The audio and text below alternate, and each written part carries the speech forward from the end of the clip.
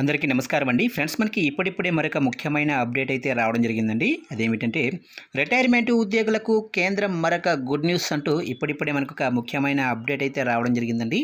అయితే ఇందుకు సంబంధించిన పూర్తి వివరాలు అయితే మన వీడియోలో తెలుసుకుందామండి. ఆ గుడ్ న్యూస్ ఏంటనేది వీడియో మాత్రం ఎక్కడ స్కిప్ చేయకుండా చూడండి ఫ్రెండ్స్. అప్పుడే మనకి పూర్తి సమాచారం అయితే తెలుస్తుంది. ఇక ముఖ్యంగా వీడియో నచ్చినట్లయితే లైక్ చేయండి ఫ్రెండ్స్. ఇక లేట్ చేయకుండా వివరాల్లోకి వెళ్ళిపోదాము ఫ్రెండ్స్. నాకు ఒక చిన్న రిక్వెస్ట్ ఫ్రెండ్స్, ఇంతవరకు మన ఛానల్ ఇంకా ఎవరైతే సబ్స్క్రైబ్ అయితే చేసుకోలేదో సబ్స్క్రైబ్ అయితే చేసుకోండి. ఎందుకంటే గవర్నమెంట్కి సంబంధించిన ముఖ్యమైన అప్డేట్స్ ఎప్పటికప్పుడు మీకు తెలియజేస్తూ ఉంటాను.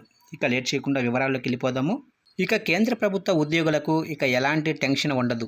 ఉద్యోగ విరమణకు దగ్గర పడుతున్న ఉద్యోగులకు పెన్షన్ గ్రాడ్యుటీ సమయానికి జారీ అయ్యేలా చూసేందుకు మోదీ సర్కార్ కీలక ప్రకటన చేసింది.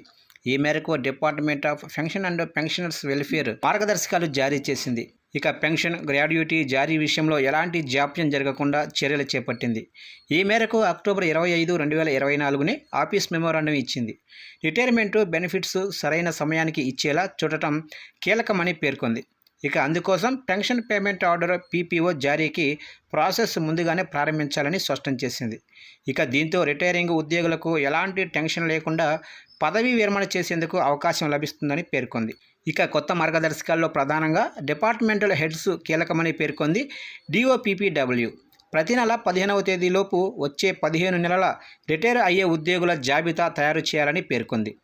ఇలా ముందస్తుగా చర్యలు తీసుకోవడం ద్వారా రిటైర్ అవుతున్న వారిని ముందుగానే గుర్తించడం, పెన్షన్ జారీకి ప్రాసెస్ మొదలుపెట్టడం వంటివి సులభతరం అవుతాయని పేర్కొంది.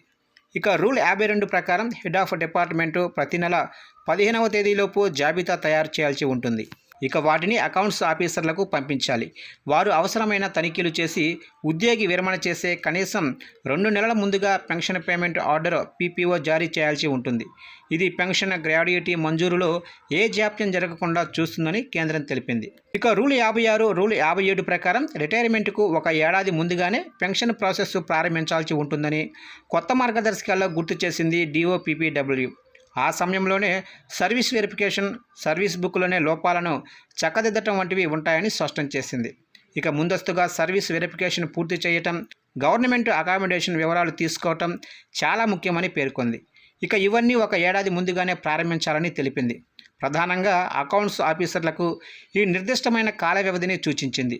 వారు సెంట్రల్ పెన్షన్ అకౌంటింగ్ ఆఫీసర్లకు పీపీఓ ఆర్డర్ పంపించాలి. వారు పెన్షన్ మంజూరు అధికారులకు స్పెషల్ సీల్ అథారిటీ జారీ చేస్తారు. ఈ ప్రాసెస్ అంతా సమయంలోపు జరిగి ఎలాంటి జాప్యం లేకుండా ఉంటుందని తెలిపింది.